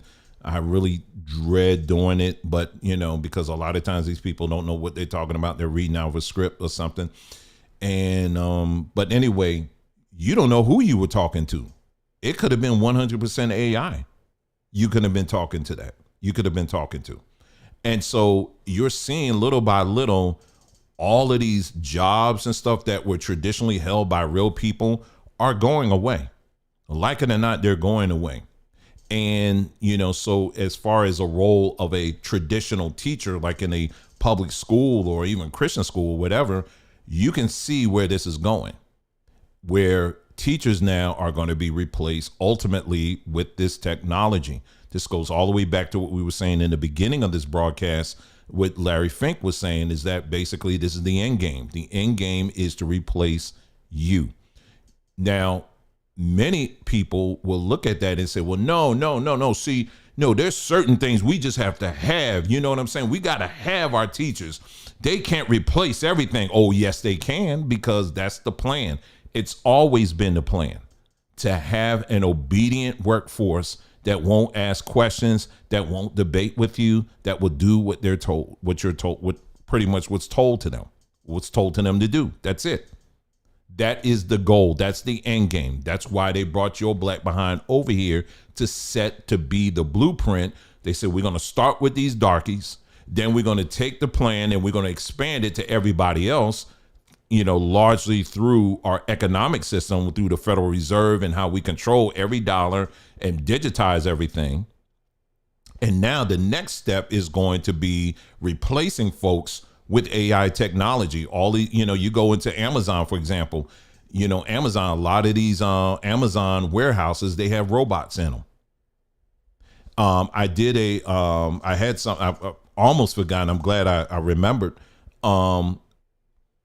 This is going back to what I was talking about as far as manufacturing, or rather manual labor, and why we were brought over here.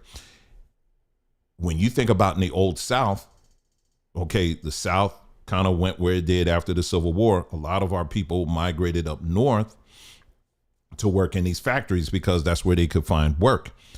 Now, fast forward, so America became a manufacturing powerhouse. You know what I mean? That's what we were doing. We were manufacturing all kinds of stuff. I'm a Jersey kid, Philadelphia kid too. But for some of you who are familiar with the Trenton area, they have a bridge. It says Trenton makes, the world takes. You can drive through Trenton even to this day. You can still see a lot of the old manufacturing buildings that are still there. And now they're slowly trying to convert them into apartments. Trenton is kind of, it's dead. It's dead. Detroit, I've heard, is similar to that as well.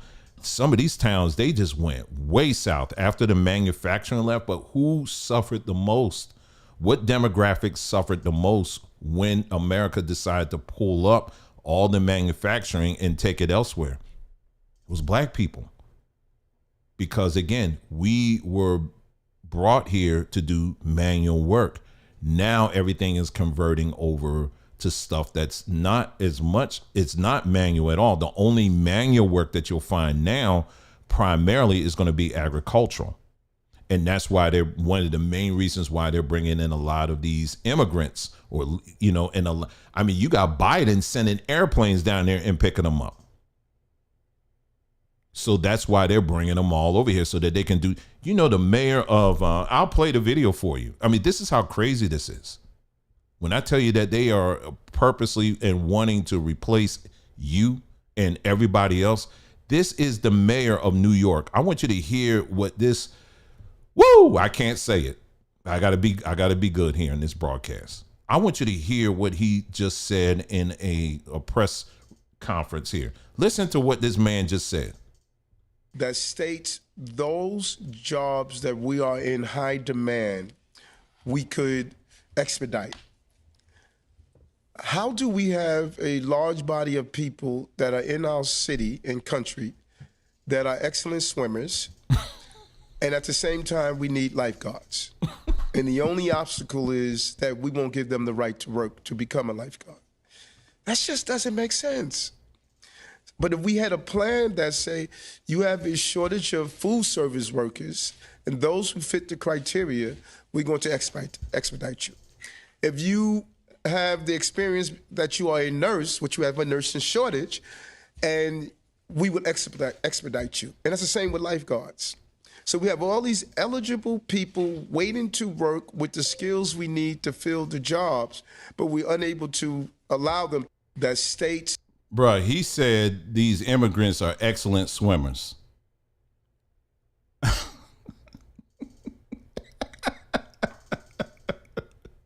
And I'm looking at the other people. I got to look at the details. I'm looking at the people, the women next to him. I'm like, did they catch that? Are they any change in expression? They just going along with it. I'm like, bruh, what? They're excellent swimmers because they're immigrants. Okay, but new cities like New York, Chicago, Baltimore, all over the United States right now, they're taking in all of these people because why? Because this system in its present state, you still need some people doing manual labor.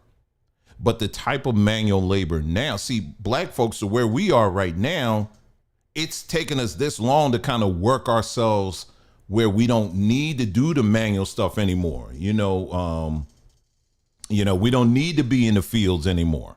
Do you understand what I'm saying? We worked ourselves up. We got our education so that we can go and work in the offices. You know what I'm saying? We can work in the big house. But what's happening is that the big house is now, on one hand, they're bringing in the AI to replace what you do.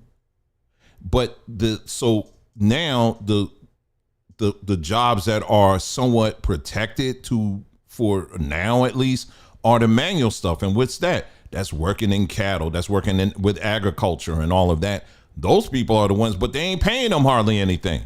So it's easy for someone to say, well, black man, black woman, you need to go back out there. We ain't trying to go back out there. We already did that. We already paid our dues on that. So you can see how what's happening now, they literally are trying to just wipe us out completely. Why? Because America is a business. It's a business, it's a corporation, and corporations make corporation moves all the time. They don't care. They're not sitting up here worrying about, oh, we're going to have to give these people reparations and we're going to have to do these people right because we were wrong. They ain't thinking that. You are in their business. You are in their corporate office. They ain't thinking about you like that. Now, they may say, well, listen, we need you in the military to help fight to protect our interests. You can do that. We'll pay you a little something. Maybe we'll send you to school a little bit. But that's it. But we're not. It ain't going any further than that. Decisions already been made. You understand? So this technology, if you sit back for a second and you think about how far this technology can go, there's many things. Like someone brought up, like my wife and I, we just tag team and just thinking about different things. Like, for example, and this is how dangerous it is. Someone brought up the danger of having this stuff on your cell phone. Well, too late. It's already there. And Apple, at least, just from what I understand, what I just read is that they just signed an agreement with ChatGPT. So, because what's eventually going to happen is Siri is going to merge with ChatGPT. That's with Apple. Google with Android, they already got their own thing too. And so, what if you didn't notice? Because I don't know. Oh, yeah, I did show it to you. It's not just in the speaking, but also it's able to look through the lenses here and analyze everything that's in the room. Now, they try to give that to the people who are worried about it. They say, well, you can disable all of that.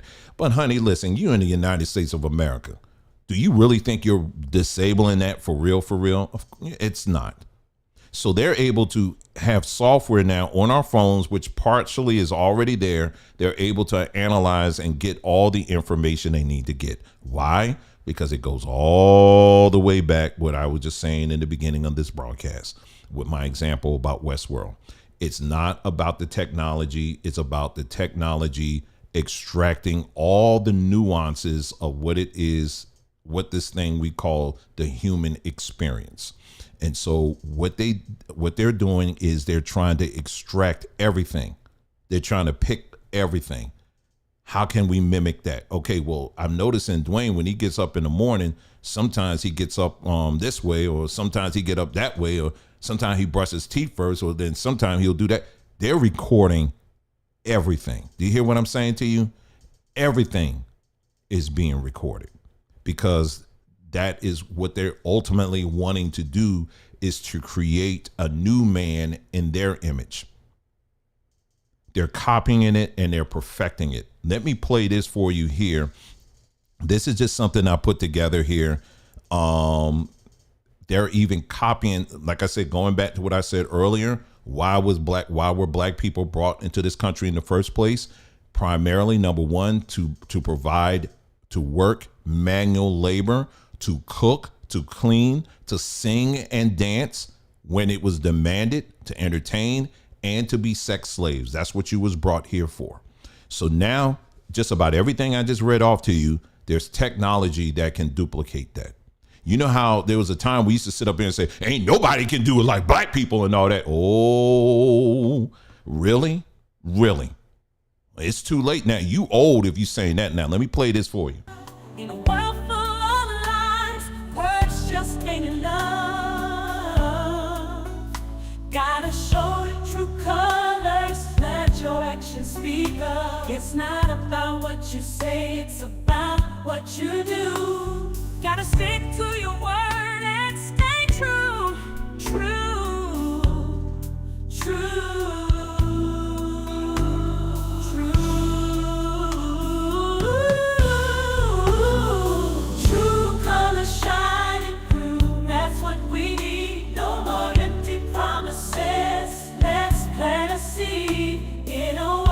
Tries to bring us down. We gotta show our true colors. Stand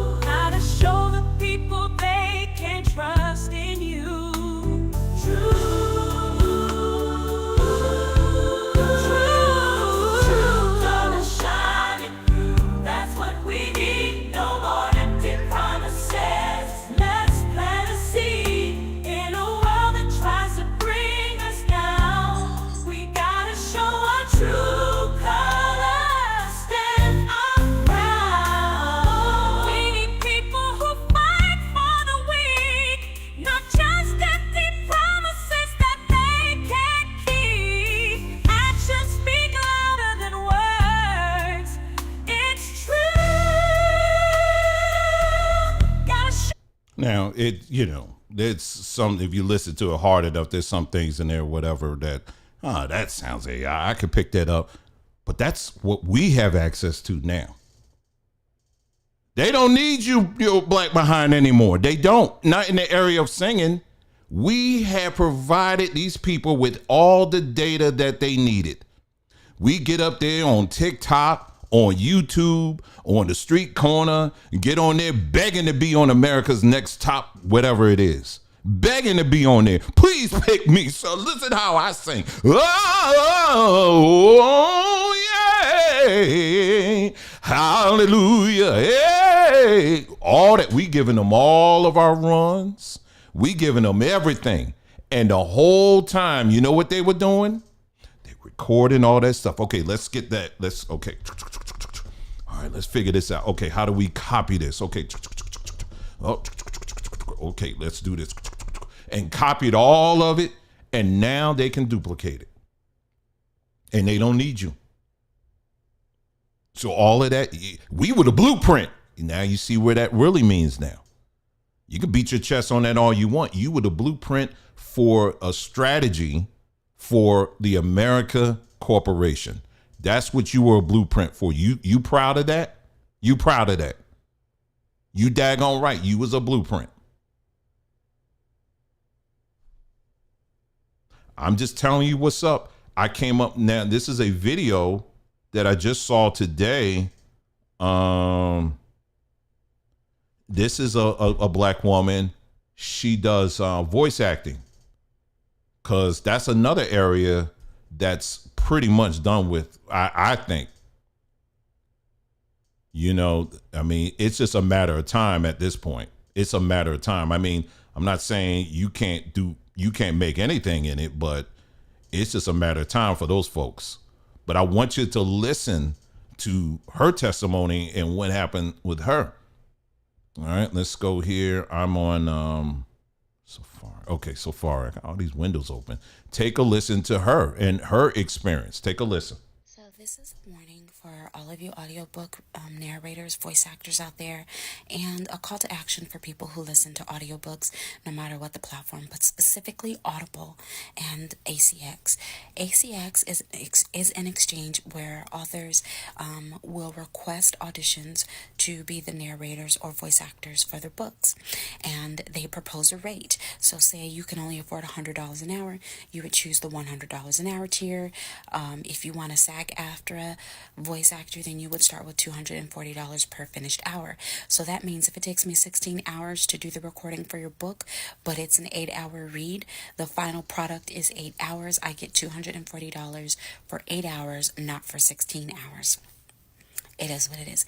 So one of my, I don't want to call them fans, one of my readers has read every book I've ever written, every novelette, every short story. They follow me on all of my socials, and one of the reasons that they like me is because of my voice. Now, this guy, he's one of those ones that is turned on by the sound of a person's voice. Okay, so he knows my voice in all its forms. He knows that as a narrator, he knows it in English, he knows it in Spanish, because I do a lot of Spanish voiceover work. He knows my real voice, which sounds like Tiffany from Bride of Chucky. He knows my podcast voice. He knows my TikTok voice.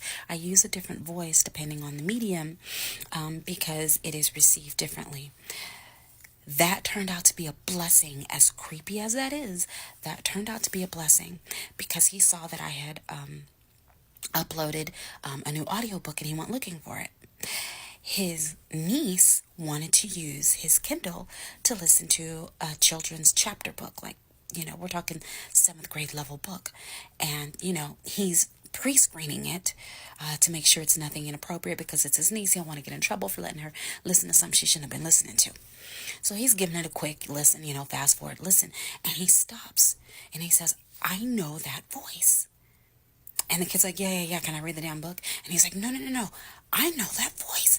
I know that voice. So he said he closed his eyes and listened and saw my face in his head from TikTok and said, "That's her." So he goes to the credits. My name is not in the credits. And whenever I do an audiobook, I always say my name, my voice acting name. I use a different name for that. And he says, she's not listed anywhere. So he contacts me on TikTok and says, I think this is you. Did you do a children's book and you just didn't say anything? Because I write smut, but I'm most commonly chosen for children's books because of my natural voice. It sounds like a cartoon character. So he's like, is it possible that you did this book and you just didn't tell anybody because you didn't want the rivers to cross? And I said, I haven't done any children's books since about 2022. It's possible if it's an old book. And they said, no, this book just dropped over the weekend. Well, that's interesting. What's the name of the book? He sends me a clip of the recording, everything I need to know. I go to ACX, and thankfully ACX keeps every single audition you've ever done, even if you didn't get the part or didn't hear back. I go all the way back to when I first started doing this, and there's the book that I auditioned for. And I sent him a clip of the audition, and I said, help me out. Help me find these lines in the book. He was like, I got it, I'm on it. Sends it to me probably within 10 minutes. I mean, he's on top of it. This is where crazed fans actually can be helpful. So we find the part of the book that matches the audition, and they sync on the equalizer. I plugged them both into Audacity, and they're perfectly synced. I plugged them both into GarageBand, and they're perfectly synced. And so I'm trying to figure out how they got a whole book out of 2 to 3 pages. It was an AI program. They uploaded my voice into an AI program, and the AI program created an entire audiobook narration off of my audition. I had read enough in the audition for them to get enough different vowel sounds and pronunciations out of me to be able to create an entire book. And this book went on sale. She's already made thousands of dollars off of this book. And because of a crazed fan, I'll explain why I call him that in another video, it was caught. So I contacted ACX, I contacted Amazon. The author is now permanently banned. All of their books have been removed, and they were a bestseller. And of course, I sent that over to the attorney that I keep on retainer, and my attorney quickly wrote a letter, which was responded to in a matter of an hour and a half with funds attached. There was an electronic response with funds attached for my attorney's fees and for the recording. I could just stop right there. So, yeah. So fortunately for her, it ended somewhat of a happy ending that she was able to get some money out of it. But at the end of the day, you could see all they needed was just a little sample, and they was able to take it and do whatever the heck they want with it. Now, someone mentioned in there and said, does that mean we need to patent our voices just to protect our artistic rights? You can do that, but here's the thing. Everything you say, eventually it's like this. I'll give you an example. There are several AI artwork services that are out there. You just pay a monthly fee. And in this software, I can type in literally any artist out there, pretty much any artist out there. And I could tell it, my wife's asking me to show you something else. I would love to show it, but I think it has music on it, hun. But I'll tell you about that one. But anyway, I could type in any artist, painter, from any time in history and say, listen, I want you to paint this picture to look like, that's going to contain this, that, or whatever, but paint it in the style of this particular artist. And it will do it. And it'll look just like it. If I want it to look like a Picasso kind of theme artwork, it'll do it. And so, and then you had numbers of independent, or rather numbers of artists that tried to take these companies to court, but I don't think it's going too far. It's not really doing anything right now, because once you put it in the digital space, unless you got some really deep pockets, it's a wrap. Now you could, what I could see is someone, if you wanted to patent your voice, so you could do that, I guess. But all they have to do is take your voice, blend it in with someone else's voice, and they create a whole different voice. Or they could say, listen, I like the tones of this man's voice, I like the tones of this man's voice, and I like the tones of this person's voice. Let me blend it in all together, highlight the parts of each of those voices that I like, and I could create something unique. And so now you're in the movies, you sitting here listening to a robot talking, it's supposed to be a black robot. And you're like, wait a minute, that kind of sound like me. But then you're like, wait a minute, that's not me. But it does kind of sound like me, you know? So now you enter a whole nother dimension where we're going to be seeing that as well, you know, where laws are just, you can do it, you know, if you want to do that, but there's all kinds of ways with this technology that you can get around this. Now, my wife, what she was talking about was there's a ad that's on, she showed me, it's on Instagram. Like I said, I would love to show it to you, but it has music on it, and I ain't trying to get them to take this down. But anyway, in the ad, basically, it's Viola Davis, right? She's in an interview. The interviewer asked her a question about her hair and how she's growing her hair naturally, right? But then as she's talking, now all of a sudden you listening to her, she's actually promoting a company that sells this hair growth formula. And she's talking about how going in and talking about how if you order from them now, they'll throw in an extra free gift and they'll do all this. Now, this is all, and while they're showing, you're hearing this, they're showing you little clips of Viola Davis, and they're also showing you like clips of other things as well. Come to find out, Nicole looked into it. I think it's a Chinese company. And so they're just sampling stuff and just, you know, they can take little samples like that and create a whole thing with it. Again, the goal is to replace you. Speaking of China, why do you think they got those cameras all over the place? These people can't even take 5 feet unless they're being recorded. Why? Because the variance, the variables of the human experience is what they're collecting, because they're taking all of that information and they want to replace people. That's the goal, so that you can have this unique creation that we are, and they're trying to get as pretty close to it as possible. And so anyway, so what we know today is black culture has already been copied. Why? Because we've given it to them, most of it, for the most part, we give it to them for free. And now they are free to drive it straight to hell. And that's what's happening right now. And this is why I tell people, listen, don't look at it as a hopeless situation in the sense of, well, we don't have nothing and we're back at square one. Not exactly. You know, your family, my family, we all have we still have our uniqueness about our families, right? And so what I'm saying is, this is why you have to focus on preserving what you still have. Like I gave the example about my mom, who still has all those photos and stuff like that. Don't be out here. I would say don't stop digitizing everything. You ain't got to, well, you know, my cousin down in Alabama, I ain't picking on the beautiful people down in Alabama, but you know what I mean. You know, I won't say Alabama. My cousin in Idaho. Okay, I know ain't nobody in Idaho out here. I got cousins in Idaho that haven't seen these old pictures of grandma. I'm going to scan them and send them. I would say, you know what you should do? You should go old school, get a photocopy of them, and mail it to them, okay? Because we have to start thinking like that in terms of preserving the little that we have left and keeping that, as opposed to, because the moment you digitize anything, it pretty much is a done deal. It's gone. In other words, they own that.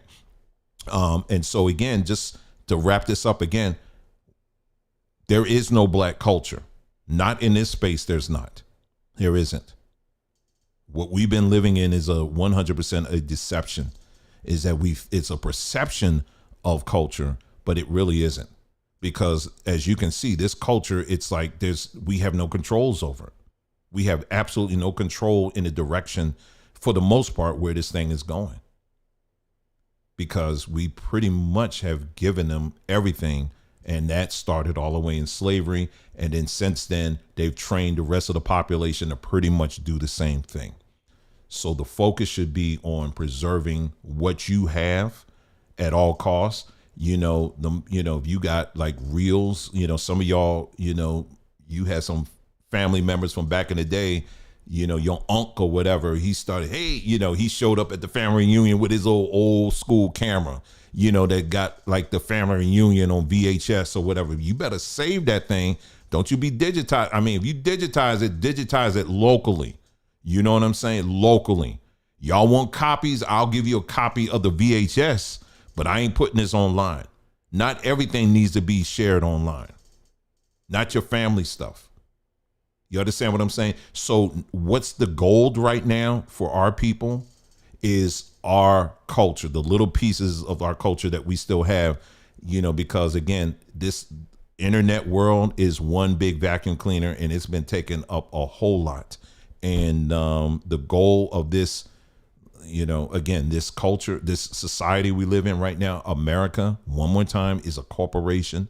It is not a place for us to build a culture. It is not a place for us to build a sustaining community. It is not a place for us to build a sustaining legacy, because as you can see right now, it hasn't worked. Why? Because it's not part of their business plan. All right. So anyway, we covered quite a bit in this broadcast, didn't we? We went through a lot of history, and we also talked about technology too. And don't be scared. You know, if someone said, "Well, I ain't gonna put anything on it." Too late. The train done been left. They've been collecting information on you, where you drive, how often you drive, all that. They've been collecting all of that on you. Okay, but you can be a little bit conscientious of what you put on this. This is why I see people, and they be, you know, when I hear about these stories about people sex texting, or whatever the word is, I'm like, you think that's just that's like a true private conversation? I'm gonna send a picture of my breastises and my whatever it is. You don't think that's not gonna get out? You think that's like a private, like a note we used to pass in high school or something? Nah, once you digitize that thing, man, that's out in the world. You got people DMing each other some explicit stuff, and you think that ain't gonna never get out. It's there. It's already out. It's too late. You know? So anyway, let me take one more jog through everything I wrote on here. I want to make sure that I covered everything here. We talked about the Larry Fink video, which was in the beginning, and all of that. And we are living in a business model. Okay. So yeah, that's the thing, is we are living in a business model. This ain't a place that you should be trying to claim. All right. That's just 100% facts. That's it. All right. So again, preserve what you have, family, and value, because that is the true value right now. I'm not telling you to run away from technology. I'm saying you can learn based on the stuff that we shared in this broadcast. You see where these people are going with this stuff. We got a lot of our young people right now that are going into school to learn a profession, only to find out that that profession, AI, is pretty much taking over it. And I can feel that frustration for real. I understand that. So let's work together as a people and try to figure out ways to navigate around it. There's all kinds of things they can do. There's still a lot that we can do and be an asset to yourself. You can be an asset to the people around you. There's plenty of things. We just got to put our heads together and figure it out. Okay. So that's it, y'all. That's all I have for you. Thank you so much for tuning in. You guys take care. And I'm going to have your AI person, your replacement, take you out just to dig it in a little bit more for you.